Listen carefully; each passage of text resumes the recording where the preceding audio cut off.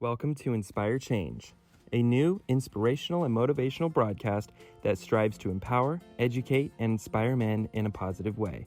Please join me in welcoming Gunter, international psychologist, author, speaker, and producer.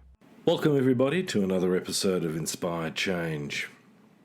As always, the last week has not been boring. In fact, it's been quite frightening.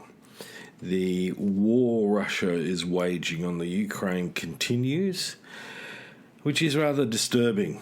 And so a lot of my time has been spent looking at what that means for both individuals, but also for countries and allied nations, and the future impact on this and what we might need to be able to focus on in order to possibly prevent such a thing from happening again. Now, in this period, apart from my usual work working with individuals and mentoring, coaching people, working with them in therapy, I've spent a lot of time following, history, sociology, more so than what I usually do, because I'm really trying to get a clearer understanding of how we've arrived here. Now, as I've pointed out in the last few podcasts, one of the reasons we've arrived in this place once more after 80 years of relative peace in Europe is because we have allowed an autocrat, a patriarch, to take control and allowed them to rise into their delusional, psychopathic and Machiavellian state. Something that should not have been able to happen. You would think that we would have learnt after Hitler, Gaddafi and so on. But no, we keep doing the same thing over and over and over again. And one of the things that is particularly of interest here is why is it that we continue to appease these men? What is it?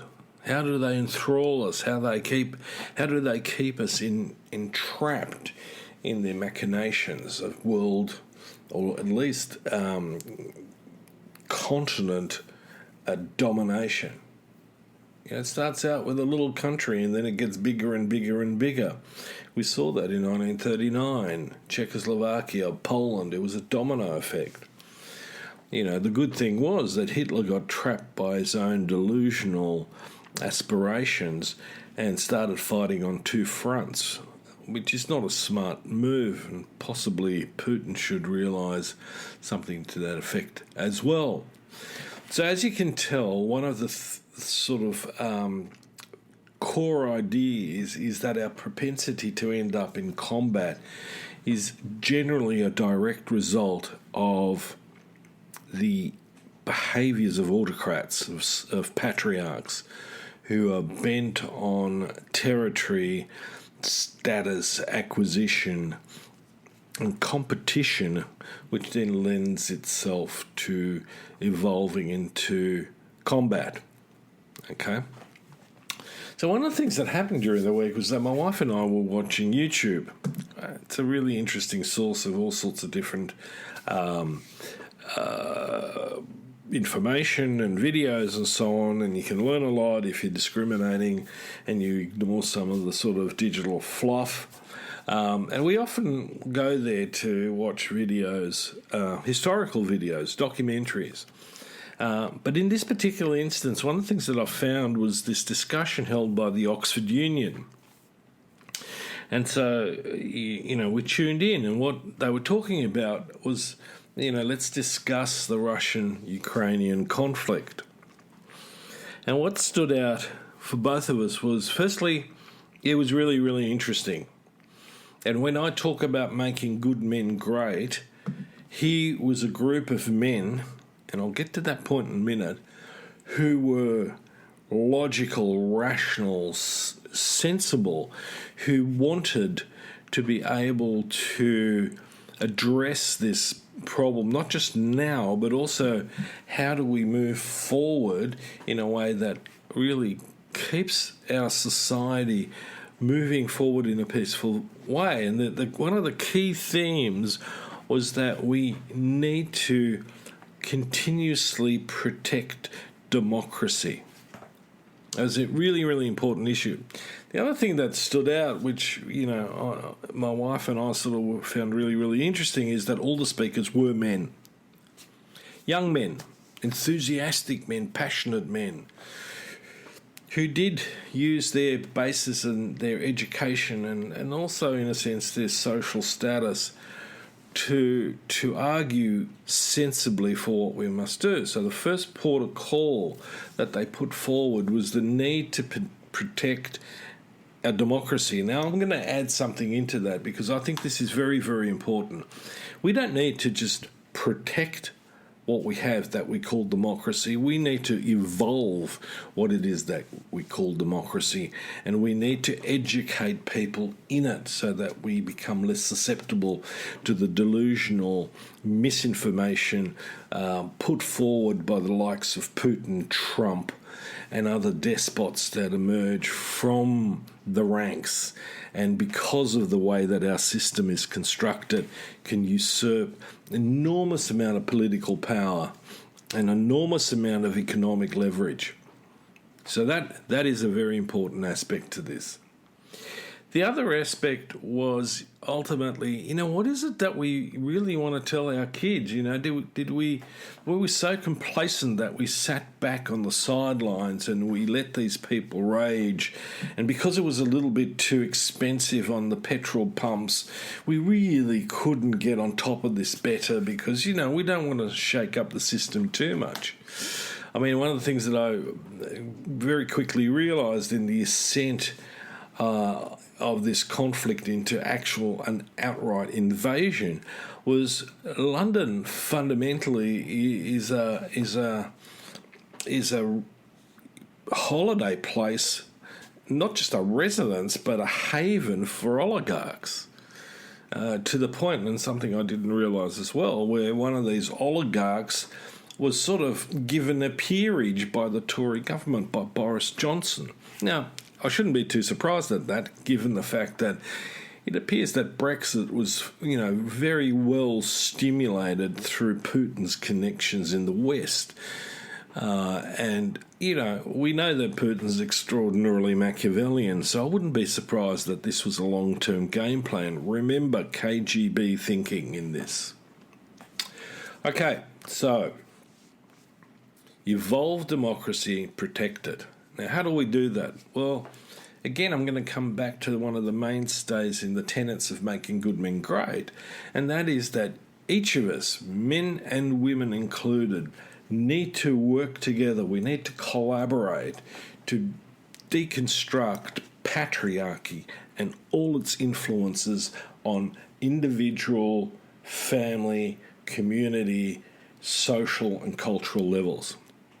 Until we do that, we're going to be vulnerable. The other aspect to this is that we need to begin to deconstruct neoliberal economy. We need to get beyond this thing. We need to really look at a much, much fairer and more distributive economic system. Because right now, the middle class is shrinking, the poor are growing. And again, one of the things that I've been seeing on YouTube is the absolute obscene wealth that's held by the oligarchs, the super yachts, the palaces, the properties that they own, the influence that they have on, a deep economic commercial level, and the political clout that they have as a result. And as Nick Hanauer says, ultimately neoliberal economy is a protection scam for the wealthy. And it has allowed Russia to wield undue influence. I mean, ultimately, their GDP is not that big. This is not a wealthy country. It used to be in the Soviet Union. And again, it's one of Putin's drivers is that he wants to put the Russian Federation into the space of Soviet Mark II. Now, I think he's overshot himself in this particular area, but let's move on to the next point.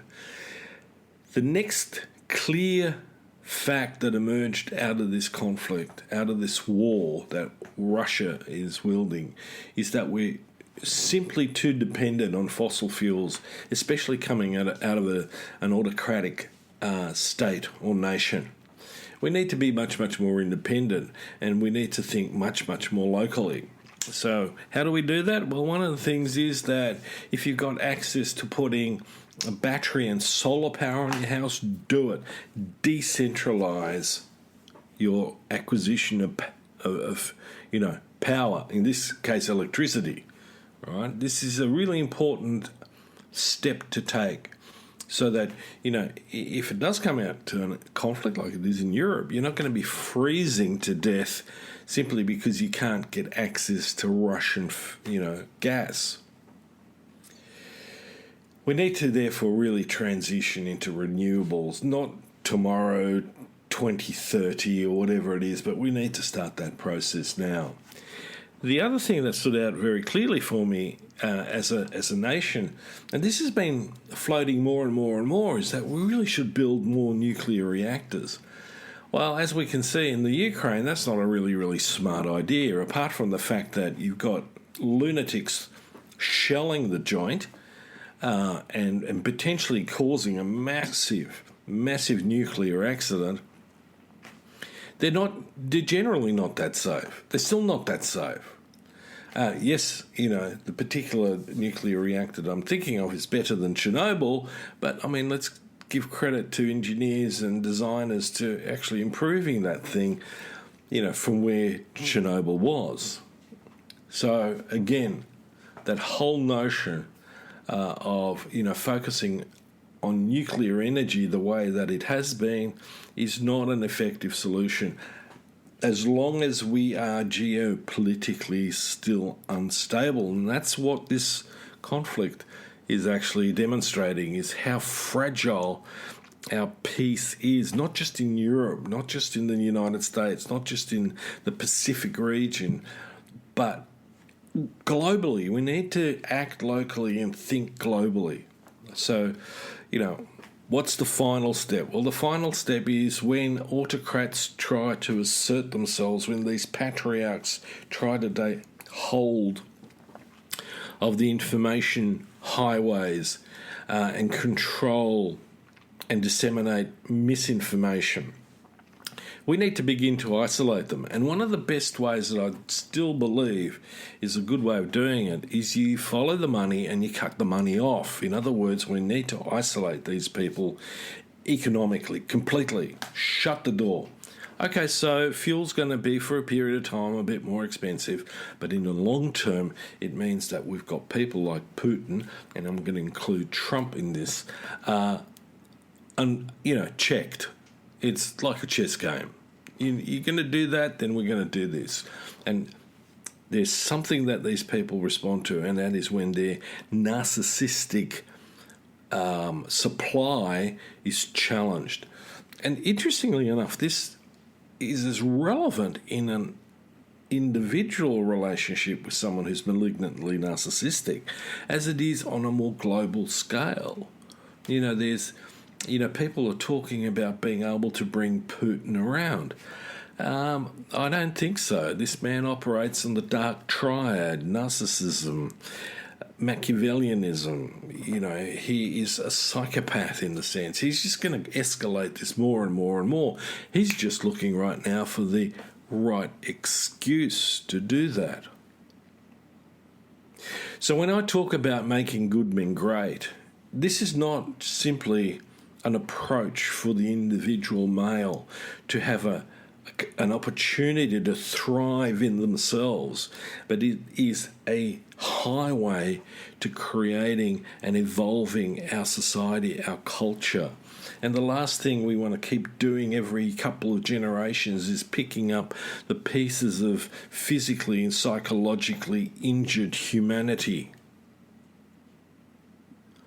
And we need to cut through the bullshit that we're being fed, and we need to stop listening to those little living room patriarchs who bang on about, how feminism has done this and how, women can't do that. I mean, I was listening to a guy the other day who was rambling on about how women, can't fit into combat and they'll never get conscripted and so on.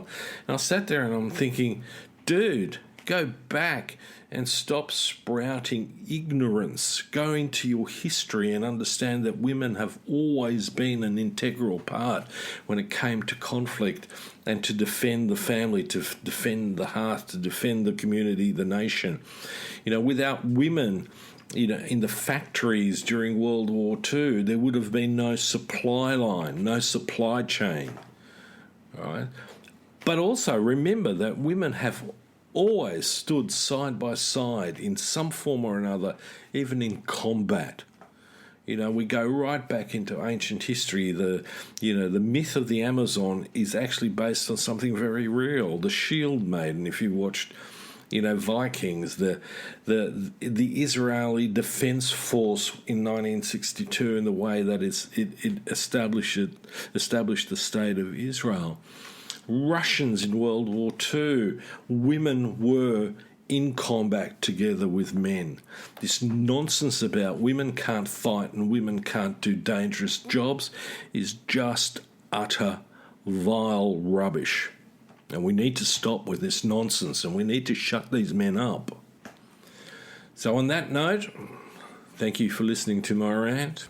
Until the next episode of Inspire Change, we need to go for equality, for being human beings and not just defined by a gender or an ideology like patriarchy. Until next time, this is me signing off. Gunter Swoboda does individual and group coaching for men looking to grow. For more information on this and the global Making Good Men Great movement, check out goodmengreat.com. If you have a topic for the show or would like to be a guest on the air, please email miranda@nortainment.com. That's miranda@noirtainment.com. Thank you, and always keep inspiring change.